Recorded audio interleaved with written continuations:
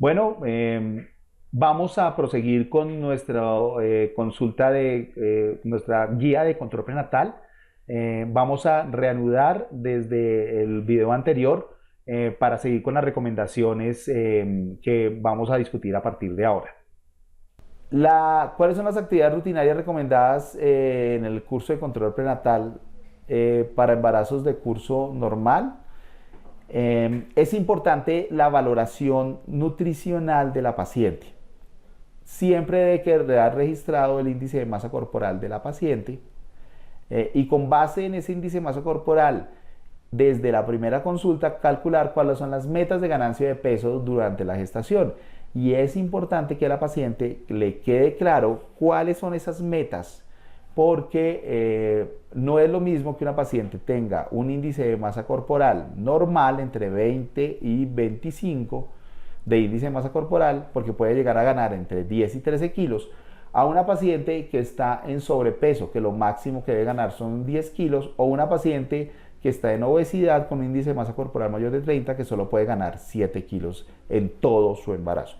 Y es importante que quede registrado eso. Hay que remitir a las pacientes a seguimiento nutricional si la encontramos con índices de masa corporal menores de 20 o mayores de 25. No es obligatorio remitirlas todas las pacientes a nutrición, pero sí en cada consulta desde el primer momento del ingreso de la paciente, si tiene un bajo peso o tiene un sobrepeso o tiene una inadecuada ganancia de peso durante su embarazo, deben ser enviadas a nutrición. La tabla que vamos a utilizar es la tabla de Atala, en la cual tiene una correlación muy precisa y es muy fácil de manejar entre el índice de masa corporal y las semanas de gestación. Esta tabla clasifica a las pacientes en O de obesidad, D de sobrepeso, N normal y E de enflaquecida, o sea, de bajo peso. Con esta tabla se pueden calcular cuál debe ser la ganancia de peso adecuada de esas pacientes para que sigan durante la curva hasta su semana 40 de gestación. Es importante, además, medir cuál es el riesgo que tiene esa paciente de tener alteraciones en el riesgo para tener trastornos hipertensivos del embarazo. Y desde la primera control prenatal se le recomienda la medida de la presión arterial media por su capacidad para predecir la preeclampsia. Cuando encontremos que una paciente durante sus controles tenga una tensión arterial diastólica mayor de 80 desde su primer control prenatal, o una presión arterial media mayor de 90 desde el segundo trimestre, o cuando las curvas de presión arterial diastólica estén alteradas, esas pacientes deben hacerse de seguimiento y controles para descartarle un trastorno hipertensivo del embarazo, y debe ser clasificada como de alto riesgo y debe ser valorada por el obstetra de nuestra institución. Esta es la curva de tensión arterial diastólica, en el cual debería quedar registrada si la paciente es de alto riesgo o de bajo riesgo. En las pacientes que se encuentre un riesgo de depresión posparto, se recomienda garantizar una intervención en el posparto inmediato, y debe quedar registrado desde nuestros controles prenatales que la paciente tiene este riesgo para que en el sitio de atención de parto sea manejada. Las intervenciones recomendadas para el tratamiento de la náusea y el vómito en la primera mitad del embarazo. Existen ya medicamentos muy seguros como el jengibre, que ya viene en cápsulas, el cual puede ser utilizada con tranquilidad desde el primer trimestre del embarazo, o los antihistamínicos como el dimenhidrato o la hidroxicina, que también pueden ser utilizadas sin ninguna restricción desde el principio del embarazo, o la piridoxina, en el cual ya inclusive existen algunos dulces o presentaciones mucho más fáciles de utilizar por las maternas, en el cual disminuye la cantidad de náusea y vómito que se ocasionan durante la primera mitad del embarazo. Y se le deben también recomendar a las pacientes las medidas para disminuir el reflujo y la epigastralgia, como siempre permanecer erguidas, mantener una posición vertical, especialmente después de comer, y no acostarse después de comer, porque eso produce reflujo de epigastalgia marcada. Si esa paciente tiene reflujo de epigastalgia, hay que hacerle recomendaciones que haga comida pequeñas fraccionadas, que haga reducción en grasas e irritantes gástricos como la cafeína. También se pueden utilizar antiácidos como hidróxido de aluminio, una cucharada 1 a 3 horas después de cada comida, o cualquier antiácido de su elección. Y si la paciente no mejora, incluso se puede utilizar ranitidina oral cada 12 horas sin ninguna restricción en la edad gestacional. ¿Cuáles son las recomendaciones para el tratamiento del estreñimiento de la mujer embarazada? Fibra, se puede utilizar salvado de trigo, debe ser ingerida en mayores cantidades de líquidos, e incluso si el estreñimiento es muy severo, se puede utilizar bisacodilo 5 miligramos en la noche para el manejo de ese estreñimiento marcado en la paciente embarazada. Si la paciente tiene hemorroides, se le debe recomendar dieta en fibra, pero también se pueden utilizar cremas antihemorroidales sin ninguna contraindicación. Las pacientes con síndrome varicoso, se les debe recomendar que tengan una deambulación adecuada, una hidratación adecuada, pero además se podrían recomendar medidas de compresión graduada para que esas pacientes puedan manejar su síndrome doloroso secundario a su síndrome varicoso, y informarle que no son una patología infrecuente durante el embarazo, sino que muy frecuentemente las varices son comunes y causan dificultades durante el embarazo. Si una paciente consulta frecuentemente por dolor lumbar y por pubalgia y nosotros la podemos manejar, debemos hacerle recomendaciones estrictas, pero si esa paciente no mejora a pesar de las recomendaciones que le damos, se debe enviar a valoración por fisioterapia. Pacientes con síndrome de túnel del carpo que nosotros diagnostiquemos durante el embarazo, hay que darle opciones de tratamiento como valoración por terapia física, o opciones como férulas o analgesia con acetaminofén para el manejo de su patología durante el embarazo. ¿Cuáles son las vacunas que deben aplicarse durante el embarazo? Este es el esquema de vacunación de las pacientes embarazadas. Debe colocarse influenza estacional con virus inactivo a partir de la semana 14. Toxoide tetánico, que debe la primera dosis aplicarse a partir de alrededor de la semana 16, la segunda dosis a las 4 semanas y la tercera dosis a los 6 a 12 meses después de la dosis inicial. Vacuna contra tosferina debe aplicarse a partir de la semana 26 idealmente, pero se puede aplicar a partir de la semana 20 en cualquier momento. Si la paciente tiene programado un viaje a zonas endémicas de fiebre amarilla, debe recibir la vacuna sin ningún problema. Y no se debe vacunar las pacientes para hepatitis B o varicela. ¿Cuáles son las pruebas recomendadas para detección del crecimiento fetal durante el control prenatal? Una de las partes importantes durante el control prenatal es especificar y que quede claro si el crecimiento fetal en ese momento de la consulta, dependiendo de las semanas de gestación que tenga, es adecuado o no. Podemos utilizar entonces la medición de la altura uterina, y debe quedar por escrito la curva de altura uterina de esa paciente. Y si la paciente tiene una sospecha de una alteración del crecimiento fetal, o un feto pequeño o un feto grande, o sea, la altura uterina está por debajo del percentil 10 o mayor del percentil 90, se recomienda realizar una ecografía obstétrica.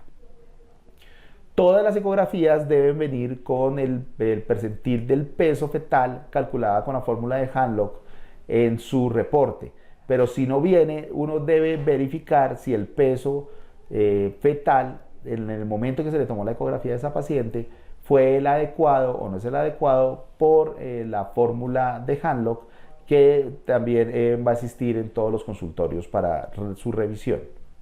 Y la guía no recomienda tomar un Doppler de arterias umbilicales de rutina a las pacientes de bajo riesgo. En caso de que una paciente tenga una altura uterina menor al percentil 10, se debe sospechar RCIU, y si tenemos una ecografía en el cual el peso fetal estimado también está por debajo del percentil de 2, es importante que esa paciente vaya a urgencias ese día. No es necesario enviarla con ambulancia, pero sí es importante que exista urgencia y que quede registro para que le podamos hacer pruebas de bienestar fetal a ese bebé sin importar la edad gestacional. Esta es la tabla de Hanlock, el cual es la que vamos a utilizar y va a estar en todos los consultorios para el cálculo del peso fetal estimado según la edad gestacional. ¿Cuáles son las ecografías que vamos a seguir en este momento en Virrey para el seguimiento de las pacientes? La paciente debe tener una ecografía temprana para la determinación si el embarazo es intrauterino o no. Debe tener una ecografía de tamizaje entre la semana 11 y 14. Si pertenece a estos grupos de riesgo, si tiene una edad mayor, edad materna mayor a 35 años, si tiene antecedente de hijo con malformaciones o si tiene un aborto habitual. En el momento no tenemos la capacidad para hacer una ecografía de tamizaje a todas las pacientes como dice la guía, pero sí vamos gradualmente a tratar de que esto sea más universal, pero estos son los grupos de riesgo en los cuales vamos a pedir esa ecografía. Y para también estos grupos de riesgo se debe pedir una ecografía también de detalle entre la semana 18 y 24. Si la paciente no pertenece a estos grupos de riesgo, se debe pedir una ecografía obstétrica normal entre las semanas 18 a 24 para valorar alteraciones estructurales del bebé. Si las ecografías vienen normales hasta la semana 24 y la paciente es de bajo riesgo, no tiene indicación de hacerle más ecografías a menos que nos demos cuenta durante su seguimiento que tiene riesgo de alteraciones en su crecimiento fetal. O sospechamos un feto pequeño o sospechamos un feto grande, y ahí sí tendría indicación de la ecografía.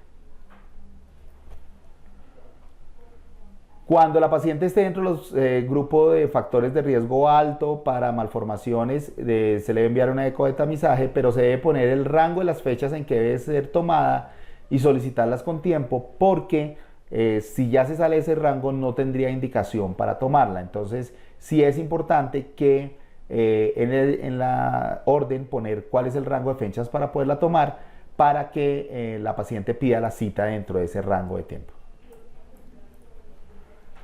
¿Qué dice la guía de pruebas de bienestar fetal adicionales? Que no debe monitorizarse las pacientes con monitorías fetales, que no hay que angustiar a la paciente que si sea demasiado estricto la vigilancia de los movimientos fetales antes de la semana 28, que sí es importante que a partir de la semana 28 vigile muy bien los movimientos fetales, que si se debe concentrar y por lo menos por 2 horas consecutivas vigilarlo, y si tiene menos de 10 movimientos fetales debe asistir por urgencias, que no se debe realizar Doppler de arteria umbilical o uterinas de rutina en pacientes de bajo riesgo, y no se debe realizar perfil biofísico de rutina en las pacientes de bajo riesgo porque se ha visto que no tienen implicación en este grupo de pacientes. Si las pacientes tienen un viaje en avión o en automóvil, se le debe recomendar siempre el uso correcto del cinturón de seguridad. Hacer viajes largos en avión tiene riesgo de trombosis venosa profunda. Entonces, idealmente en la semana 14 y 28 se debe recomendar que debe hidratarse y moverse adecuadamente, por lo menos cada 2 horas, e informar estos riesgos a la paciente. Un motivo de consulta frecuente a las pacientes es recomendaciones laborales, las cuales solicitan las pacientes por su ocupación actual. Sí es importante valorar cuál es el riesgo que tiene esa paciente laboral y tratar de influenciar sobre ese riesgo laboral.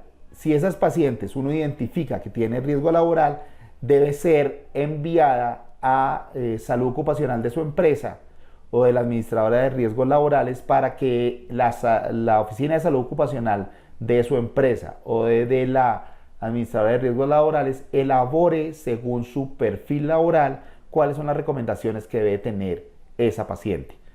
No es recomendable que nosotros demos las recomendaciones porque nosotros no tenemos la valoración exacta de cuáles son los riesgos laborales que tiene la paciente. En cambio, en su empresa y en la ARL sí los conoce. Es muy importante, como decíamos en la valoración nutricional, evitar la ganancia de peso excesivo según las tablas que tenemos, según según el índice de masa corporal calculado desde el principio, y no hay que mandar suplementos nutricionales innecesarios mezclados. No se recomienda enviar estos suplementos a pacientes que no requieren valoración, que tienen un índice de masa corporal adecuado. No se deben enviar esos suplementos nutricionales. Los suplementos que sí están recomendados es utilizar ácido fólico 1 miligramo al día desde la consulta preconcepcional hasta la semana 12 de embarazo para disminuir el riesgo de defectos de tubo neural. Si la paciente tiene una hemoglobina menor de 14, debe recibir hierro y ácido fólico todo su embarazo. A partir de la semana 14, o si se puede desde antes, empezar calcio 600 miligramos al día, pero si la paciente tiene riesgo para trastornos hipertensivos, se debe empezar 2 tabletas de calcio al día. Y no se deben reemplazar micronutrientes por multivitamínicos y no formular vitamina D o vitamina A. Toda paciente desde su inscripción al control prenatal debe ser referida para valoración por odontología con el fin de recibir asesoría en higiene oral y establecer su diagnóstico de salud oral y definir un plan de manejo. En las consultas debe quedar registrado que se le dan las recomendaciones y se le mira la importancia de la educación en buenas técnicas de lactancia materna, y en los talleres de control prenatal y en las consultas de enfermería debe hacérsele énfasis en la importancia de la lactancia materna. ¿Qué infecciones se recomienda tamizar durante el control prenatal? Aquí vamos a empezar a hablar de los paraclínicos que requerimos tomar durante el control prenatal. Entonces, para bacteriurias sintomáticas se debe tomar urocultivo y antibiograma, idealmente antes de la semana 16. El tratamiento de la bacteriuria sintomática se hace según el perfil del urocultivo que salga, y siempre hay que pedirse un urocultivo post tratamiento una semana después de que se haya terminado el tratamiento. Si el primer urocultivo es negativo, no hay que seguir tomando urocultivos durante el embarazo. En caso de residuo de resistencia a la infección por bacteriuria sintomática, la paciente se considera que tiene una infección de vías urinarias recurrente y el control debe continuar por obstetricia. No se recomienda realizar flótisis de flujo vaginal en forma habitual para todas las pacientes embarazadas, porque no hay una evidencia fuerte que la vaginosis bacteriana tenga un compromiso, que sea un factor de riesgo para compromisos como parto pretérmino o ruptura prematura de membranas. Entonces no hay que hacer tamizaje a todas las pacientes. No se recomienda hacer tamizaje para clamidia, no se recomienda hacer tamizaje para citomegalovirus. Se deben hacer las recomendaciones medidas para evitar la infección por citomegalovirus, como tener muy buen aseo al consumir los alimentos y no tener contacto con niños pequeños ni con secreciones de niños pequeños. Y no se debe realizar tampoco tamizaje para parasitismo intestinal durante el embarazo. La guía de VIH para atención de gestantes, hay una guía del 2014 que todavía no está implementada en la institución, pero el tamizaje para VIH se debe hacer con ELISA para VIH en el primero y en el último trimestre, y si el ELISA es positivo se debe enviar una segunda prueba de ELISA para tamizar la primera prueba y posteriormente realizar un Western blot o un recuento viral para confirmar el diagnóstico de la infección por VIH y enviar a la paciente al grupo que atiende pacientes embarazadas con VIH en la institución. El tamizaje para rubéola lo vamos a realizar preconcepcional, ya que la guía nombra que se debe realizar en todas las pacientes embarazadas en primer trimestre, pero el índice de rubéola, de pruebas positivas para rubéola en el primer trimestre es muy alto, el IgG para rubéola, Y esto es porque nosotros tenemos una cobertura en vacunación muy importante. La OMS dice que en la región de las Américas no se notifican casos endémicos de rubeola desde el 2009. Entonces, si tomamos una rubeola preconcepcional y es negativa, hay que vacunarla y esperar 3 meses antes de suspender anticoncepción para buscar un nuevo embarazo. Y si preconcepcional es positiva, significa que la paciente ya está vacunada y que tiene títulos, defensas contra la rubeola, entonces no hay que volver a solicitarla en el embarazo.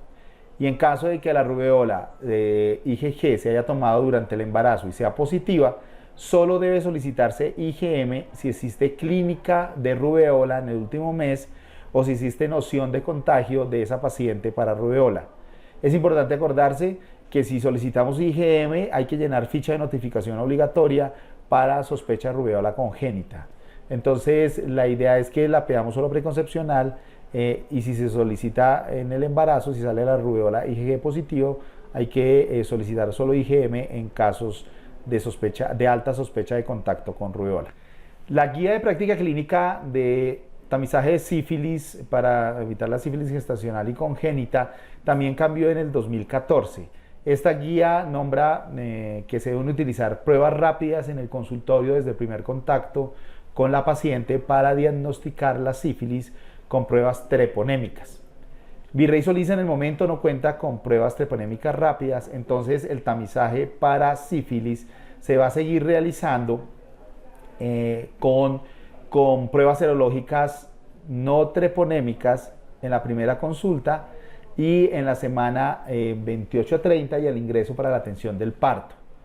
Si esas pruebas no treponémicas, o sea el BRL, es positivo pero menor a 8 diluciones, se realiza prueba treponémica, un FTABS, y si el caso está reactivo mayor o igual a 8 diluciones, se recomienda el tratamiento con penicilina benzatínica para la paciente y su contacto sexual. Hay que enviarle penicilina benzatínica, 2.400.000 unidades semanales por 3 semanas. Y hay que llenar la ficha de notificación obligatoria. Si el resultado es menor a 8 diluciones y el FTABS sale negativo, se considera un falso positivo y no necesita tratamiento. Hay que realizar tamizaje de hepatitis B en todas las pacientes en el primer trimestre y si ese resultado es negativo, solo se debe repetir el tamizaje para hepatitis B si la paciente presentó una infección de transmisión sexual durante este embarazo. O sea, si la paciente presenta sífilis o presenta tricomonas en el flujo vaginal, hay que pedirle hepatitis B trimestral. Hay que realizarle de rutina a todas las pacientes un cultivo vaginal y rectal para estreptococo del grupo B a partir de la semana 35 de gestación. El ACD está ya organizado en Virrey como cultivo para estreptococo del grupo B. Hay que colocar que se envían 2 muestras y hay que especificar en observaciones que debe decir cultivo para estreptococo del grupo B vaginal y rectal, porque si no se toma una sola muestra y sería insuficiente el diagnóstico. Por el momento vamos a dejar hasta aquí el video. Posteriormente vamos a continuar con otras recomendaciones. Les recomiendo que revisen las recomendaciones y todas las preguntas y discusión que se generen acerca de esta guía. Estamos dispuestos a responderlas por medio de la consultoría. Gracias.